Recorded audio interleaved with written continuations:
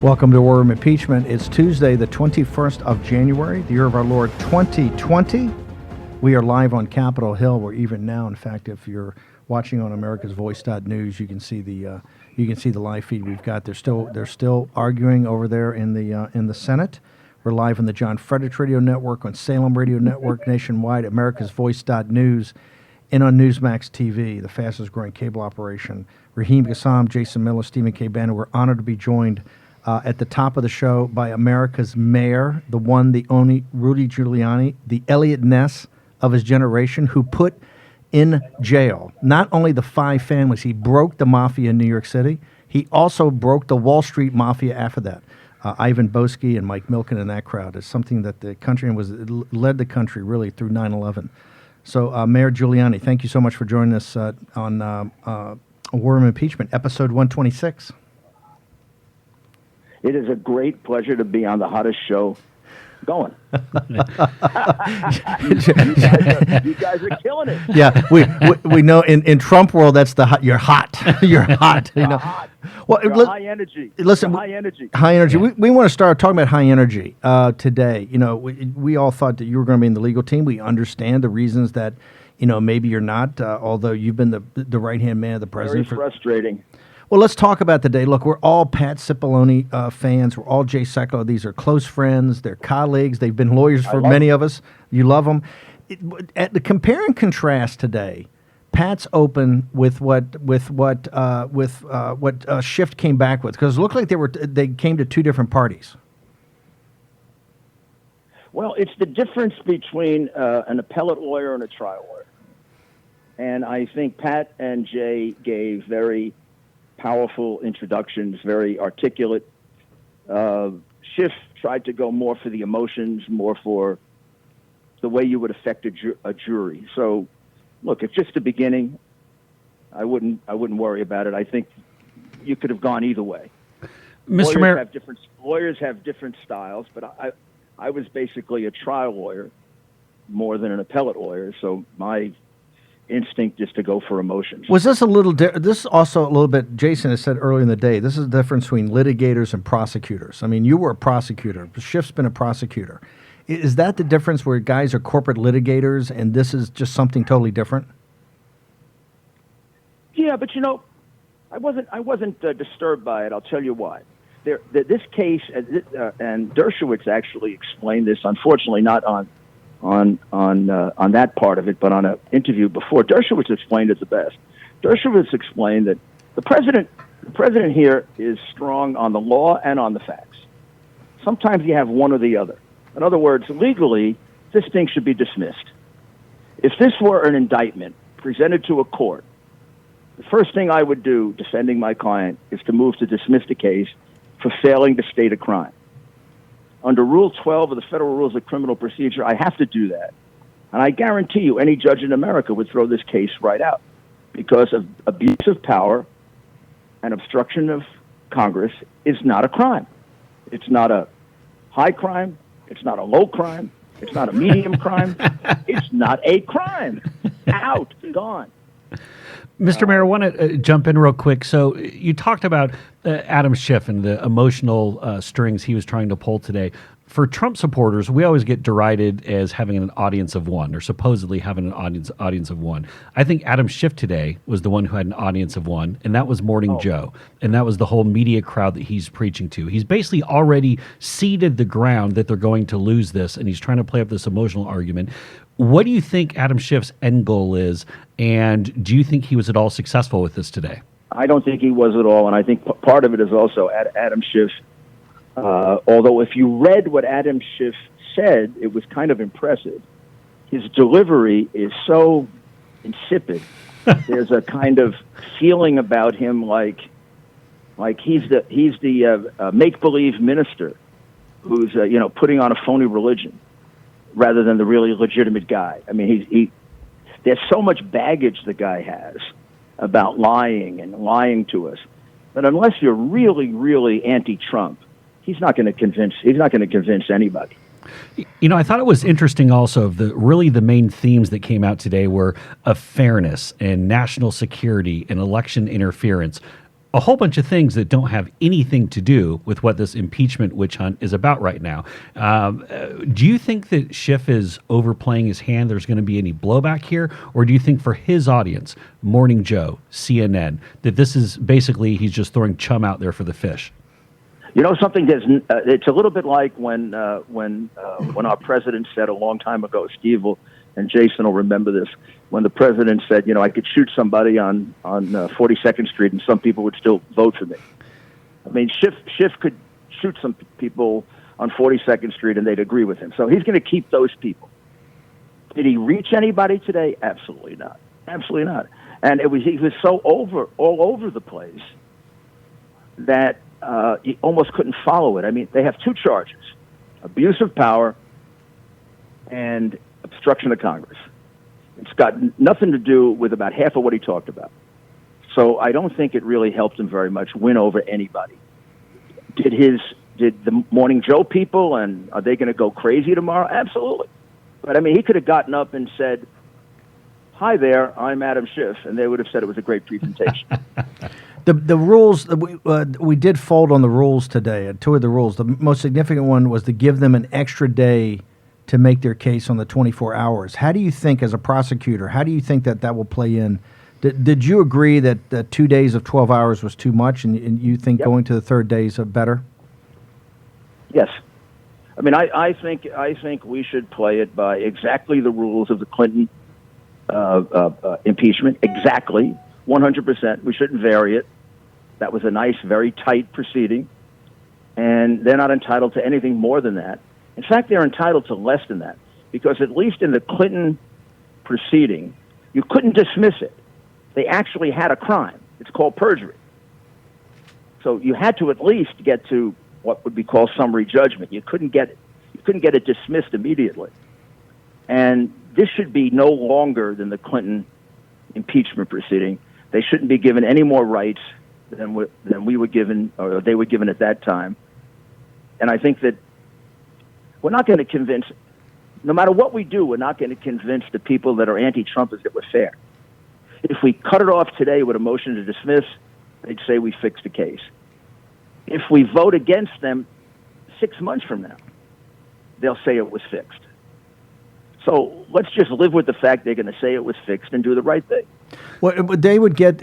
Would you recommend to the president to let them make their presentation, their 3 days of their case, and then would you move for summary judgment right then? Would you call a vote even for the president to mount his defense? You'd call a vote and say they didn't prove this, or you put the president's defense. My advice? No. Yeah. I would do everything I can, but I guess because our party isn't as disciplined as theirs, we can't cut them off. I would try to cut them off immediately. Oh, you would vote for you would vote for dismiss today or tomorrow before they even started making the president.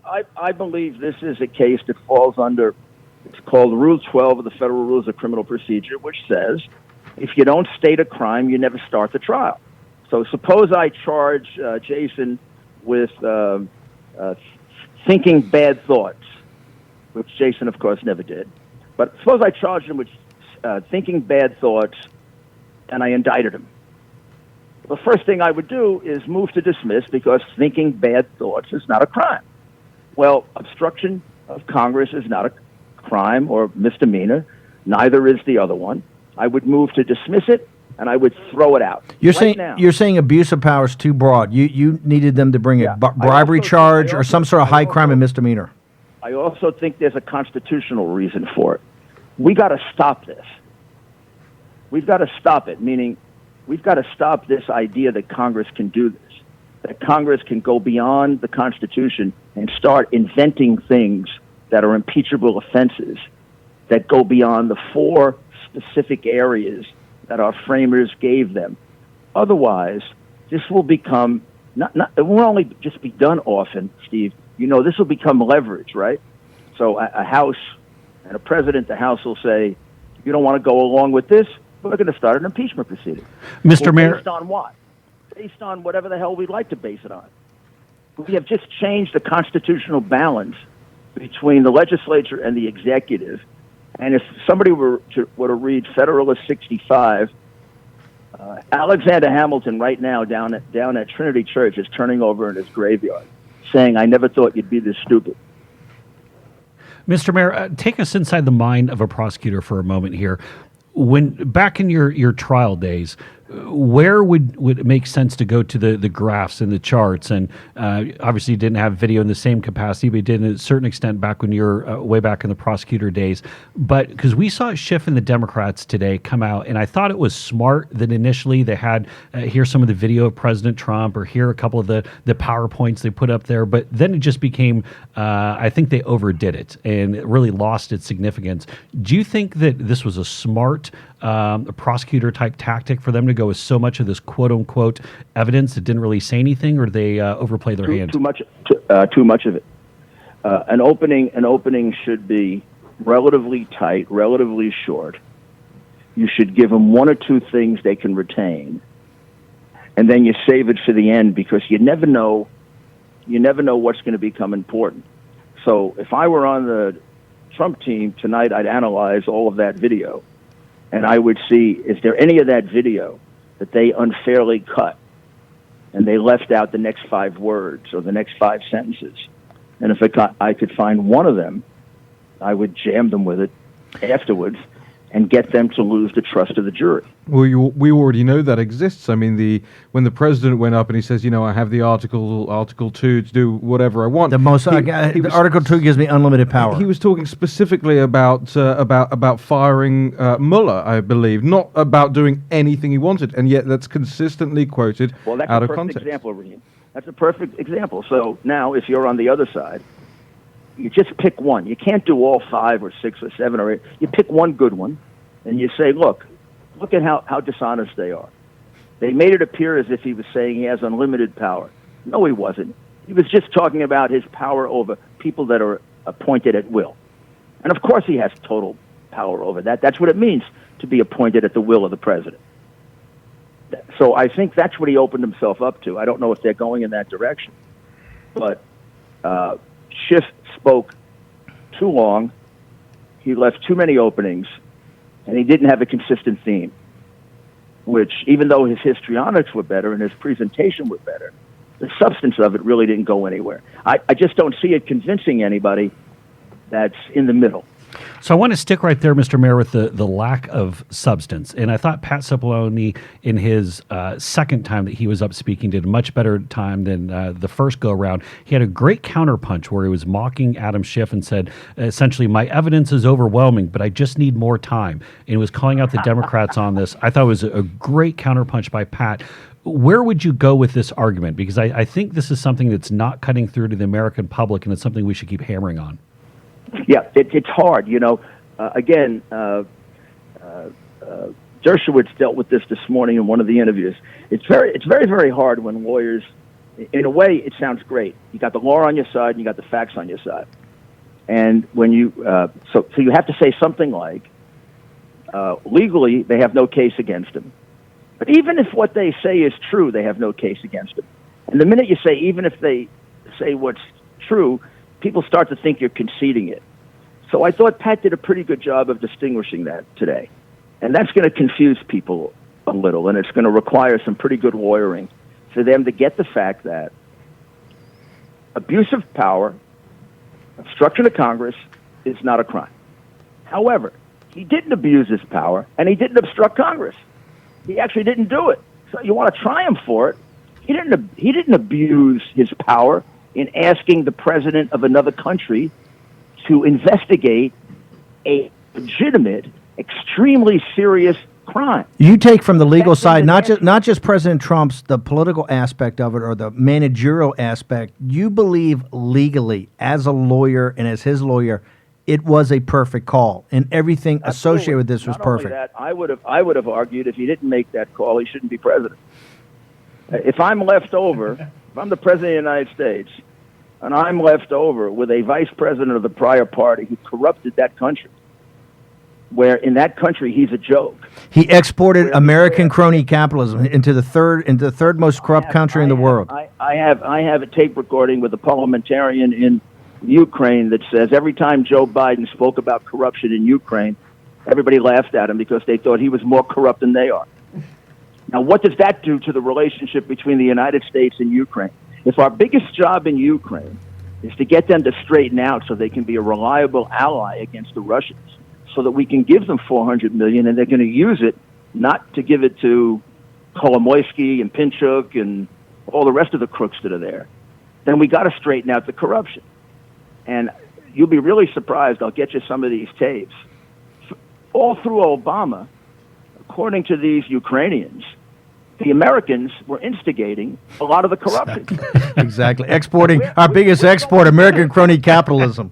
We're going there, and we're telling them, you better straighten out your corruption. Oh, yeah, but give Hunter Biden $8 million. We got to straighten out your corruption. Give my brother James a $500,000 Okay, but this goes to the point. I understand why Mitch McConnell wants to have the truncated version, and they're not crimes here. This can be summary judgment or dismissed out of hand or get it. But the longer trial, I mean, wouldn't you take a trade-off of Bolton and Mulvaney and Vogt and Blair and all their emails and trade that off for Zelensky and the Prime Minister and the whistleblower and Brennan and all the stuff you and Nunes have worked on for years? Because this is a global TV audience. If we don't do it now, trust me, Lindsey Graham ain't going to be having hearings at the Judiciary Committee. Well, that's what I see. That's the part that I worry about also. The perfect world would be if we could get this cut off correctly, and then we could have a hearing solely based on the corruption in Ukraine in 2016. That would be the perfect world. So how do we do that? I don't know if we have the courage for the perfect world. And I'm not sure our law enforcement, and this is a horrible thing to say, has the courage to prosecute Joe Biden. Joe Biden has to be prosecuted. There is no doubt about it. Wow. He committed bribery. Wow. He was engaged in a long-term scheme to use his name to extort money from countries. He did it in Iraq. He did it in China. He did it in Ukraine. It's right in front of their eyes. And the problem is, law enforcement is worried that they're going to look like political prosecutors if they do this. Even if they succeed, the New York Times forever will say they were stooges of Trump. And the reality is, if we're going to get back to a country of one standard, then Joe Biden's got to be treated like everybody else. The guy committed a horrendous crime. He was stupid enough to admit it. It's the tip of the iceberg. If you start investigating the guy, it's about a 30-year pay-for-play scheme in which the Biden family monetizes Joe's private office. They shake people down. They get money. And then Joe says, I don't know. Exactly. He's been doing it he's doing to the brother first, and then Hunter when Hunter's out of short pants, right? It's family business. Family If I business. was cross-examining him, I would put up Kate Corleone asking Michael, tell me about the family business, and he bangs on the table. Never ask me about the family business. Of course, he knew what the family business was. He didn't notice that his son, who's been struggling, and I don't want to pick on him for this. It's a terrible thing. His son, who's been struggling in and out of rehabilitation 7 or 8 times with drug addiction, his son became a millionaire. You would think Bernie Sanders and the populist left would be all over this. Of course, it's nothing but crickets. That's what upsets me so much. Crickets. They're hoping that we do their dirty work for them. That's what they're. Or they have somebody send an op-ed on the Guardian and then issue an apology for it. The thing that kills me is this didn't begin for me as going after Joe Biden. It began with somebody coming to me a year and a half ago and telling me there was more collusion in Ukraine than anything that they thought of in Russia. And one of the guys involved in the collusion was Joe Biden. Wow. Including working with Victor Pinchuk to get illegal money to Hillary Clinton. So I started this investigation to protect my client, not to go after Joe Biden. But 2 years before the election, he wasn't even an announced candidate. I didn't think he would be a candidate. I don't think the guy can cross the street. Mayor, not without corn pops. Yeah, Mayor, we only got a couple of minutes. I want to ask you something. MSNBC, Rachel Maddow, was it Phil Griffin, the president? That crew, the slow walking of Nancy Pelosi to deliver the articles of impeachment now obviously was coordinated so that they could get Lev Parnas's TV hit with Rachel Maddow. Do you believe that should be investigated, or NBC owes the American people to come forward?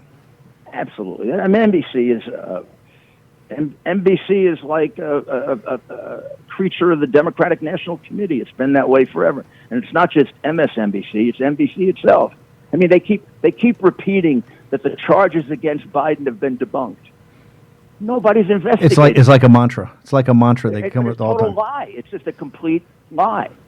And if it were true, then the Biden camp wouldn't have just released this new 5-minute video, this so-called exculpatory video about Joe Biden. They're panicking. Yeah, they're panicking. Right before we let you go, Mayor, Lev Parnas, don't you think the only way we get off of this smear of you and the president is Lev Parnas ought to be a witness, and we ought to have a tough prosecutor like yourself. It can't be you, obviously. that really puts this guy through the changes. Well, Lev Parnas, I have to say, I am very, very disappointed in, and I'm a little disappointed in my own judgment in having used him. I didn't realize he was like this. However, I have to tell you, his partner, Igor Fruman, has contradicted everything he said. And, of course, the liberal press doesn't point that out. I'll give you one example. He said that he arranged a meeting for Devin Nunes and Viktor Shokin in Vienna in 2018. And Nunes didn't want anybody to know about it.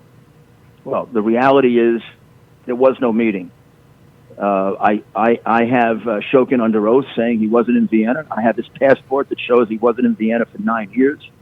Devin was in some other country at the time, his passport. And I have his partner, Igor Fruman, saying he's lying.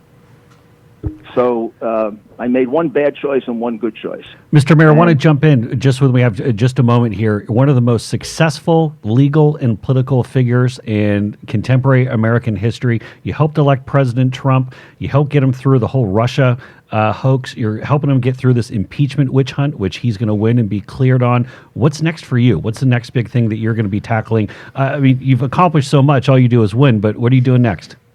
I got to get the Yankees to win the World Series. we got the pitcher. We got the right pitcher. Hold it, they got to cheat. You got to get a camera in center field, Mayor. You're not. I mean, you got to do what the Astros and the Red Sox do, right? They're like the Democrats, you know. Mayor, we got to. Guys, what drives me crazy? How we don't stick together. You know, we get 3 or 4 or 5 of these senators. They don't have anybody that goes off the reservation. Well, we stick together with you, Mayor. You're a great American. Thanks, Mayor Rudy Giuliani. Take a short. You guys are doing great. You're doing a great job, by the way. Thank you, sir. We appreciate it. Coming from you means a lot. Okay, be back in a moment. War Room Impeachment. Here's your host, Stephen K. Bannon. We're live here on Capitol Hill, where and Raheem's going to update us in a second. They're still over there going through amendments in the old Senate chambers. The historic trial we finally gotten here, the trial of the century, about the crime of the century. The trial of the century being the trial of Donald J. Trump, the 45th President of the United States. The crime of the century being the permanent political class, the administrative state's coup against said president. This is War Room Impeachment. We're going to be here every day, 7 days a week, as we have been since, October 20th? We'll be here. This is episode 126. We're going to be here till the day after the exoneration of Donald J. Trump. We just had Rudy Giuliani, the president's lawyer, on. Raheem, headlines out of we've already had some news organizations call, so we broke some news there. Yeah, that's true. And I think the big one being, Joe Biden has to be prosecuted. The big standout line, and here's the thing for Iraq. A lot this of is what I love. We new areas of inquiry. We didn't put a limit on it. He didn't say Joe Biden needs to be prosecuted for a specific. You'd be open prosecution, okay? And I think it's a big one, and I think the Biden camp knows that's the big one as well. It's the big one that they expect to come out, all of this stuff, especially if the Democrats keep pushing on this witness line. As you know, I'm for it. Let's have it. Biden puts out a 4.5-minute video. By the way, for those that don't know, in the world of political campaign videos, Jason, 4.5 minutes is kind of a no-no, right? It's War and Peace. You're right. It's gone with the wind. You don't even want to put anything out over 2 minutes. I mean, it's like an exponential drop off as soon as you hit. We did the 2-minute one at the end for President Trump on that great speech he gave in Palm Beach. We put that to we recalled just Stephen Miller and I wrote it and they cut it, and of course we recalled Stephen Miller did. Oh, you're anti-Semitic. You remember we had this? It was 2 minutes, and that was radical at the time. 4.5 minutes you have a problem you're trying to solve. Yeah. Yeah, it's called "What Really Happened in Ukraine," and I'm actually gonna I'm gonna do. You're gonna deconstruct I'm this? gonna deconstruct. I'm gonna Like, do a is this the- 15-minute takedown of the 4 minutes. Is this right? the Onion, or is this like Babylon Bee? Like, I mean, when you guys first started talking about this, I thought you were joking. No, but no. literally, But here's the point. title But of here's it. the point. One Guardian piece has rattled them to the core. And Bernie backed it off. Remember, Bernie goes, "I know Joe Biden. He's a gentleman. He's a Yes. good guy. He's a colleague." One piece in the Guardian, right? Rather, because that's not. It's not Breitbart, right? It's not War Room. It's not these crazies on the right. All of a sudden, you had the Guardian do something that I thought was quite powerful. Well- and these guys got racked. We've been goading the left for some time over this, and they've taken the bait, and so they should. They've got a crook in their ranks, and they refuse to acknowledge it. Zephyr Teashout, former New York candidate for something or the other, but now is on the a surrogate for the Bernie campaign and a high-profile surrogate for the Bernie campaign, writes this thing: middle-class Joe Biden has a corruption problem, and it makes him a weak candidate. Kaboom in the Wow. Guardian. Oh yeah, no, it was brutal. It was brutal. Yeah, Teashout is a professor Well, at Fordham Law School. Did they run for attorney general? Attorney general for New York against Letitia James, I think, right? Yeah. In the primary. In the primary and lost. A serious person. Yeah, absolutely. In a 4.5 minute video. First off, Biden campaign, that's a tell, right? You shouldn't be doing 4.5 minutes or 4 minutes. Well, so they've gone to the lengths of having their rapid response director Andrew Bates Former rapid response director. lining up this shot in this pub. He's got a half pint of Stella in his hand, and it's called A Drink with Andrew Bates, What Really Happened in Ukraine. Hey, if you're the leading candidate, act like it. This looks like this came out of Andrew Yang's campaign, trying desperately to get attention. The Yang Gang. It's true, but they know they've got a problem. And here's the bigger problem for them, and this is why they're going to get the Raheem dissection, the fisking treatment, right? It starts in 2014. That's the big problem. They forget the thing started before that. They forget just conveniently that I was there in 2013 and what happened before that. They want to start when Russia invaded Ukraine. It doesn't work like that. You don't get to forget 5 years before. So this is the thing with campaigns, and we've seen this really hamstring the Biden campaign prior to now. And when Hunter Biden was getting raked over the coals, they didn't know, do they go and engage on it? Do they ignore it? Right, And- well, to go away. Right, and here's the real answer for a campaign. There is no perfect answer, because if you engage on it, you make it bigger, it's just going to become more of an issue. What they did was like the worst of all things, which they waited all day. Hunter got pummeled, and then at the end of the day, they came out with a statement, which I can tell you in political speak, that's the candidate and his family saying, why aren't you responding? We're getting attacked. Then you put out the response, and it gets a whole nother day. This video is so bad, and literally 2 weeks, less than 2 weeks now, before the Iowa caucus, how many people do you think are, I guess this maybe In tells Iowa, it. they're not making their decisions around his corruption. No, they're not. Just they're get not, past it. Right. They're not like, oh man, shoot, do I go with Mayor Pete doing his please clap moment? Do I go with Sleepy Joe Biden? But man, Ukraine really bugs me, and he might be corrupt. They're hearing the footsteps from the media and people asking questions. This is something where it's either Dr. Joe Biden or it's Joe Biden's sister or someone else in the orbit saying, we have to respond to this. It's a disaster. It shows you the power also of the Guardian on the left. When it's in the Guardian, it's like being in the New York Times for the more centrist guys, right? It's serious. That's why they felt they had to respond to it. It was going to metastasize. What else? Anything else about Rudy? Had so many great moments in there, right? His analysis of how it today went. His advice what his advice be to the president, how he would go and attack this, not just a summary judgment or dismissal, but also how he would go after the substance of the case. So that interview we'll have up and hopefully have it in clips so people can get bite And sized. I love it in particular because people always forget about that Rudy was such a skilled prosecutor, and he was the SDNY U.S. When I was attorney. at Goldman in What the do you mean 80s, was? he was the man. he's the national prosecutor. But when he gets into the zone and starts talking about here's how he would lay out the case, and you can just see the wheels turning and exactly how he'd walk people into the trap. I want to make sure we key on one point here. When he said, let's take one of those videos or one of those supposed pieces of evidence, come out tomorrow or our next opportunity and absolutely tear them apart. You don't need to do it to each one. You just take one and say, you can't trust these guys. You know what's the most impressive part of that? Raheem Kassam knew exactly the video and exactly what came before then and what the weakness was. That's the difference in the war room because you can get it up. And when Rudy's sitting there, we got to take all the videos. You go, I got the one. I was thinking about that. Bang, here it is. Here's what he said. No, Here's it's what we're gonna funny. do. I was thinking about it earlier when I was watching it live, I was thinking the same thing. Gents, we have breaking news out of the Senate if you want it. That is another of the amendments put down by Chuck Schumer. The amendment to subpoena the State Department documents has failed. Okay, these are going along party line votes, but let's Yes. talk about they had the lunch, and Mitch McConnell looks like he cratered at the lunch. The lunch they had a little mini revolt, and they were from this morning. There's been with McGinley. There's been kind of I think a pretty major change. Number one, they gave them another day to present their case.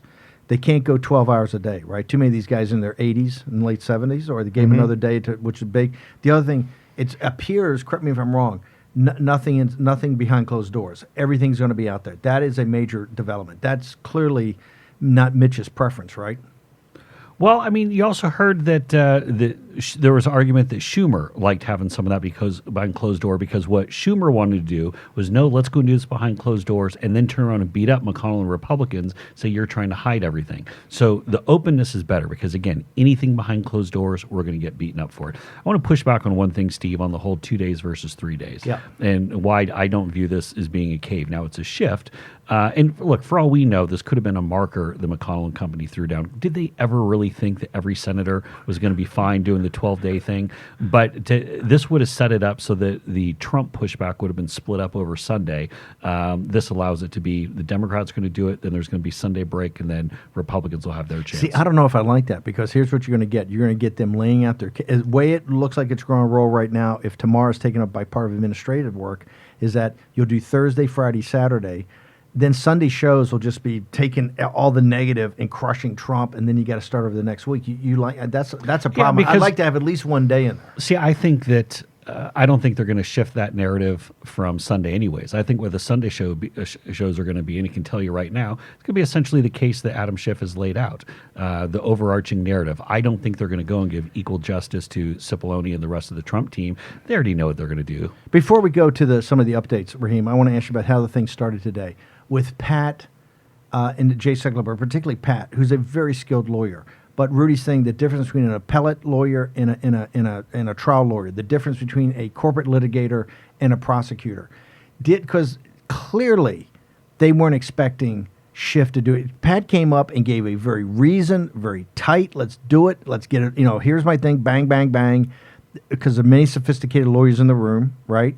Laid it out. I think he was up there for 4, 5, 6 minutes max, took his seat. Schiff came up. I think he took an hour, 50 minutes, 55 minutes, and essentially laid out the entire case, right? Was that a good move on his part, particularly as people maybe tune in for the first part of this and all of a sudden they go, wow, I see some drama, I see Schiff, and of course Rudy says, hey, what he said was more powerful than even his delivery. Do you think he won that, and was that a smart move, or do you think Pat was smart in the way he got in there and then turned it over to Jay and then moved on? We saw this in the House as well. We saw the Republican side lay out the evidence record and the Democrat side play up to the cameras, take their break, The emotions. go outside, brief the press. It was all made for TV. And you saw the same thing early on this morning as well. The Trump's lawyers go up there, they give the very reasoned and rational case in a very short time frame. Schiff goes up there and gives a 50-minute long roundup of everything. With videos, with charts. Slides, yeah. memes, the whole works, right? All at the ready. And by the way, all of his colleagues have done that over the course of the day as well. They are making this a for TV moment, and they know that the public is probably only going to watch a day, maybe a day and a half, before they start tuning out, before the arguments become repetitive, before they start droning on. They're already droning on in there at the moment. When people like Val Demings get up and they take 20 minutes to make a singular point. The emotions thing is going to obviously turn off a TV audience, but the open is when they come and maybe come back. And that's what Schiff got right. But do they know do they understand where do they understand where the jury really is? The jury's not in that room. The jury is the American people. The audience is the world. Who do you think, as of now, has a better grasp on that reality? Schiff. Yeah, Schiff. I mean, because it was very clear that Pat's audience was the Republican majority in that room. That was his audience. Schiff's audience, like I said, I said Morning Joe to pick on Morning Joe, but it's the broader left of You're center. never going back on there, so you can go ahead and pick on them. I've never on Morning Joe. Never been on Morning No, Joe? they. You know what? I got totally dissed. They had Kellyanne. I think they. Did you ever go on Morning Joe? Never. No, okay. Never. Yeah, no, I'm never going on Morning Joe. Never. I mean, no, they're never had me back on there or back on the network, but that's fine. But no, but I think Schiff went out there. What he wanted to do was throw a bunch of candy. You know, it's like he's like at a parade. You know, or like throw out the candy, and that's exactly what Schiff was doing to all the media. So they would have the sound bites. They have the passionate argument. With everything coming off a red eye, and folks know coming off a red eye, the president of the United States, after all the pressure on him, takes a red eye overnight flight, gets there, starts ripping it right away in Davos in Switzerland, gives a seminal speech. We're going to have that tonight on nationalism, right, to the party of Davos. He's got all these other bilats. He's got meetings. Hyping up the World Cup win. He's there he watches for 1 hour and I counted 12 minutes, and then he hit Twitter. Yep. Hey, helping his team out. Read the transcript, right? In all caps. All caps. All caps. He's following. Well, and you saw them compensate afterwards. You saw the tone shift of the president's when lawyer. Pat came back up, he was thrown down. This is ridiculous. Yeah, over He and sounded like he over was in the again. war room. Ridiculous, ridiculous. Which, by the way, I know there's been some talk. loved So it. senators aren't supposed to have their iPhones and their devices, but they did call out that some of the senators have the Apple Watches. Watch. You think that's a cheat? Of course, it's a cheat. It's your phone on your wrist. Doesn't make it not a phone. You know, how could the framers knew what they're doing. They didn't put Apple Watches in there for a reason. You guys want to go and change the Constitution to try to, no, they knew the Constitution, you know, I'm a strict interpretation You're a guy. strict leave it there. constructionist, right? Yeah. But I did notice that on both sides, looked like there were a few folks that were glancing down that maybe were in the legal type thing. So I'm just wondering if maybe somebody showed that to Pat. The president, and when he tweeted that an hour and 12 minutes into this, was he in a good place?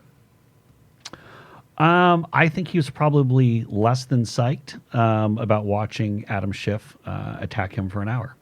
Let's make the distinction, though. Legally in a fine place, televisually not in a fine place. And the president got elected in a large part because of his understanding of a mass audience appeal. And that's what he would have been watching and worrying about this morning. Is Pat Cipollone, who's a fabulous lawyer, and Jay Sekulow, who's also a fabulous lawyer, I remember somebody tweeted out the first time that Pat's ever been on C-SPAN, Jay been on 44 times because Jay was a little more dramatic.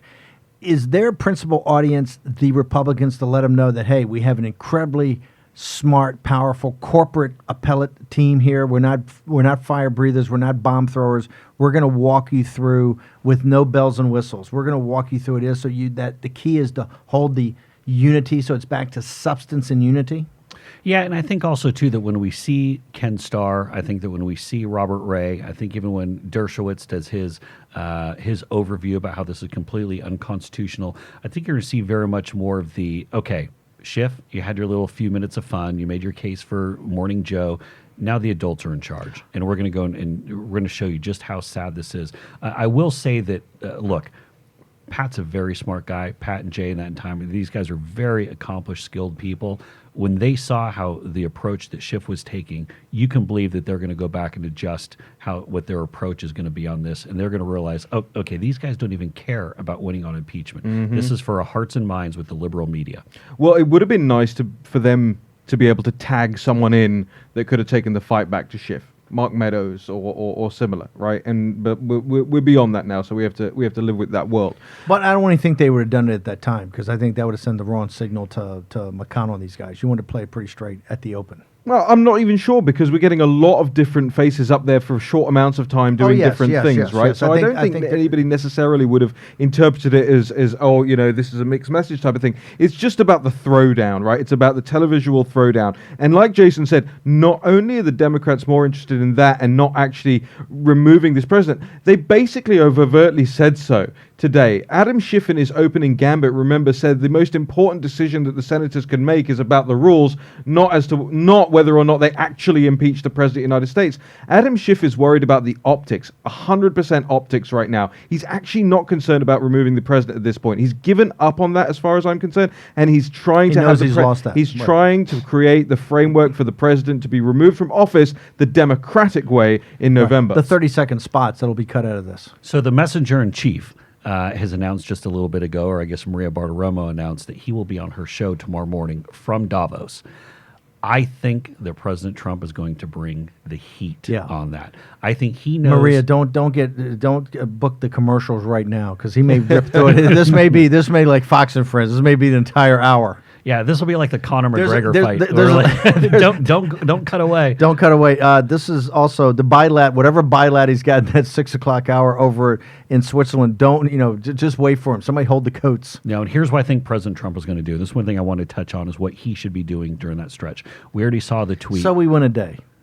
Yes. we basically win a day. Yeah, Right. we got into the Schiff part, and he said read the transcript, just making it very But clear. no, he's also going to argue. He's also going to argue his case tomorrow morning in Maria Bartiromo. Yes. So he's going to go and argue his case. He's going to set off all the headlines, but I think he needs to do two things. One, go through and restate all the positives he's been driving in Davos today. This is critical because if he's not telling that message, nobody is. He is the only person on the planet who can drive his positive For message. everything he did great in Davos with the speech, all the economic stuff, the thing they pulled, the mainstream media is about Thunberg, about Greta, Yes. right? That's all they're focused on. And then number two, in addition to pushing the positives, I think he absolutely needs to whoop Adam Schiff like he stole something. I think he needs to go flamethrower tomorrow and just bring the heat, call out the Democrats for everything. And because you know what? He is the only person who can do that. Hold on, what time is this This interview? it's probably 7 a.m. No, it's 5 a.m. It's going to be 5 Yeah, a.m. it's 5 a.m. It's It's 5 Oh, a.m. she's going to start the That's show why, early. that's why Yeah. Steve, you're Fine. on assignment to watch it. Oh no, I'll be up to watch Maria. So they're actually going to do the pre-Maria show. 'Cause She starts at 6. Yeah. She'll be there at 3. Then if it's 5 a.m., that's going to be no commercial break. It'll be straight through. That's why I'd love to have being your partner on the campaign. Tell President Trump, bring it. come off the chain tomorrow. Yeah, I'd be like, Mr. Trump, this is the flamethrower that they used in that James Bond movie. We'd like you to take this to Adam Schiff tomorrow. Oh, he will. He will. I think he will. I mean, I think this is going to be pretty obvious. He's going to sit there and lay out his case and talk about how Shifty Schiff is shifty. Well, let's get into just a little bit about what he may well say. I think the standout for me today, as far as the Democrats were concerned, was they said they were over and over repeating, we want this new evidence, we want this new evidence, this is the time for new evidence, we have to investigate this new evidence. And to the president's legal team's credit, they came back and they said, That was great. the Democrats are admitting that they haven't got any evidence.